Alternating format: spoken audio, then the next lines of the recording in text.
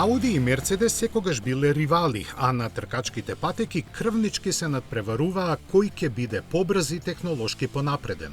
Нивните болиди, наречени сребрани стрели, затоа што алуминиумската каросерија не им беше обоена за да бидат што е можно полесни, постигнуваа брзини кои ден денес се респектабилни. Во тој период на иновации во кој автомобилските производители ги предизвикуваа границите на физиката, настанаа и тркачките болиди на Auto Union, чија трага во поствоениот период им се губи. Се предпоставува дека како и се друго напредно, од источниот дел на Германија, каде беше седиштето на Auto Union, е однесено во Советскиот сојуз, каде е расклопено, анализирано, ископирано и уништено.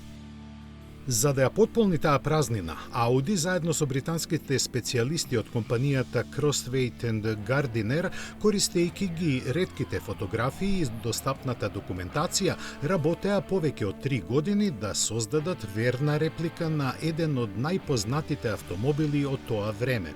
Наречен е Лука според истоимениот италијански град, во чија близина Ханс Штук во 1935 постигна историски резултат од 327 км на час.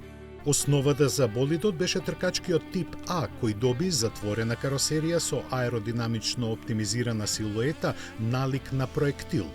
5-литарскиот компресорски агрегат од своите 16 цилиндри извлекуваше 343 конски сили, кои лесно се справуваа со тежината од 900 килограми.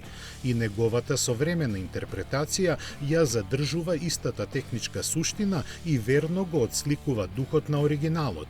Изработена рачно со посебно внимание на деталите го има поголемиот мотор од подоцнежниот тип С со зафатнина од 6 литри, навиен на 520 конски сили.